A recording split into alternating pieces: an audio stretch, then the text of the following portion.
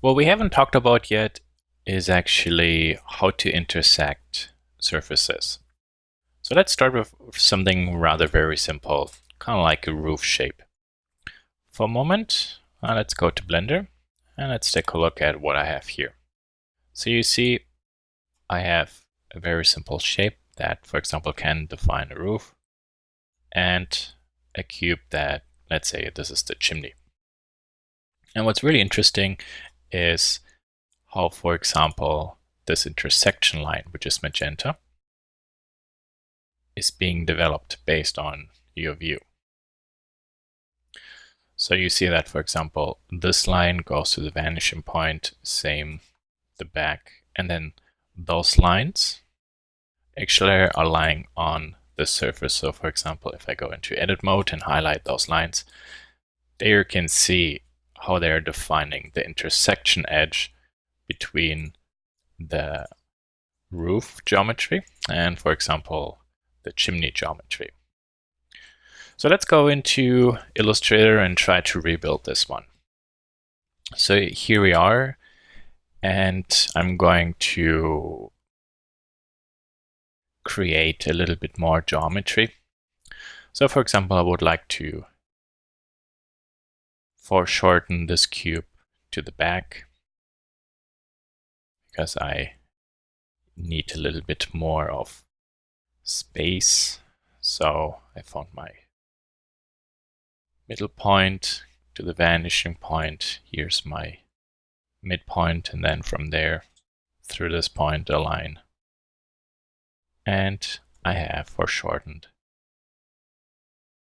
my cube. Also, when you do this, to check if your foreshortening is correct, you see I drew those two diagonals, and where they meet, that is where, for example, then the center of this new square, or which is made out of two squares, should be.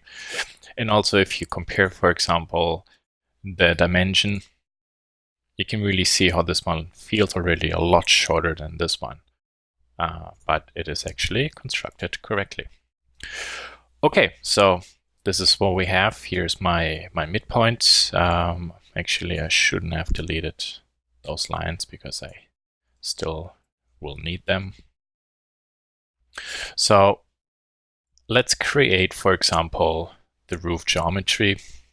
That one is going to be very easy. So here I just decide the height. Then I need to find the midpoint, which, for example, here. And then I can finish up the rest. So now I'm finding kind of like this midpoint, which is there. And now I have already enough lines to create my roof.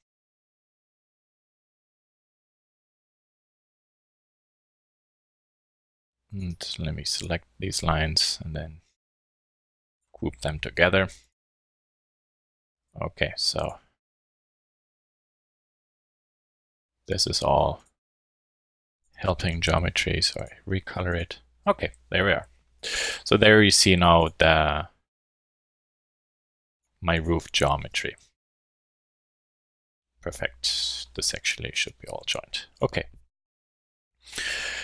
Now we have to place the chimney part, and here again my my ground plane comes in very handy. So this part I hide for a second, because looks like 1/4, 2/4, 1/4. So I'm going to, for example, try to say, well, maybe this is kind of like 1/2. Then from there I go to the vanishing point, from this intersection to the vanishing point, and then where these two lines intersect. There's another part, a little bit too wide, so maybe I shorten this a little bit.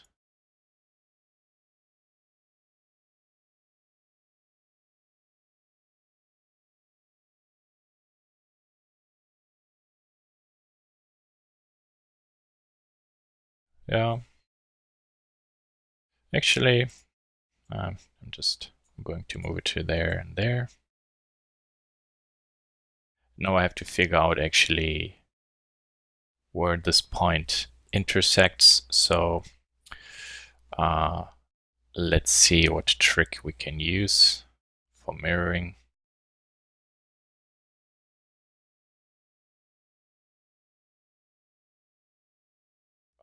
Okay, this one doesn't really work. Maybe over here. There, this works. So through this point. Yeah, so kind of like there. And then from the vanishing point there. There it is fixed now.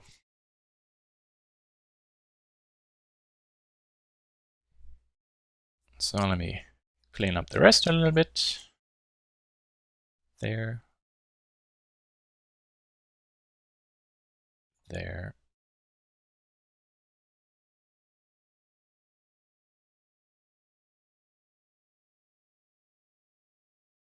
So there we now, for example, have the ground profile for the chimney.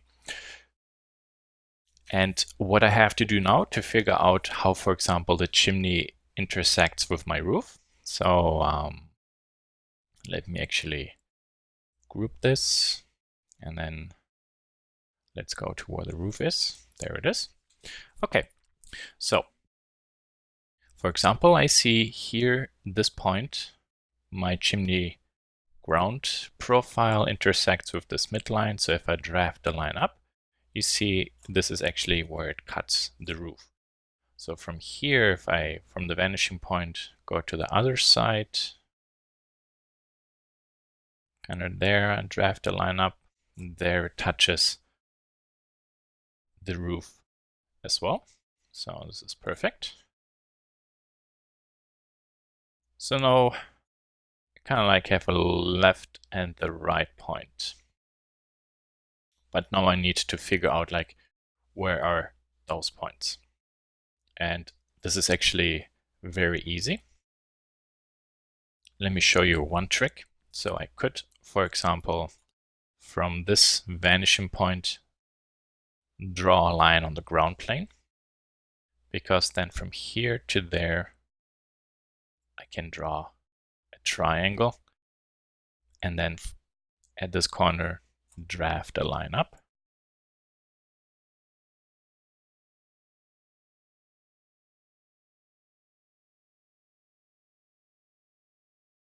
And there you see, I figured out those two lines.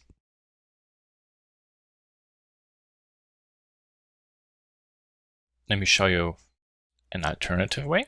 So from here, I go to the vanishing point, and where it cuts this line, I go up, and I go up, and then from the vanishing point through this point till I hit it. So you see, yeah, seems to be roughly there. And that's where I have my other height. So here is kind of like a construction plane. And to double proof it, let's extend this line. A little bit is inaccurate in my drawing, so just a tick higher. Okay. So you see there, you can go from one vanishing point or the other vanishing point. And let's go to there.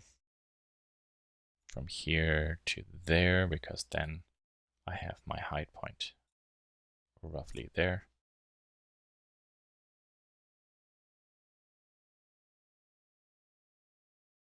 And I have to bring back this line. So there you see, there's now this intersection line between my chimney and my roof. Let's go to Blender for a second. So there, this magenta color. So, and then of course to draw the roof, the chimney, all I need to do is just continue sketching up those lines and then finish the cube. But this way I actually was able to quickly create a drawing where, for example, you see the intersection between the chimney geometry and the roof geometry. It's also very interesting to see how, for example, from this perspective point, all those 6 lines actually change a little bit. So the same, for example, would be here. Now, if we pay attention to this one, you see here all these lines are nearly blending together. If we go more to the top, like in the top view, you see one point. Those points actually arc out a little bit. Those are all parallel. If we go maybe a 1 point to the front, or like a 2-point perspective. So again, when you're new to surface intersections, going into a 3D program, building some very basic primitives, and then try to study how different intersection shapes will look from different viewpoints can be very helpful.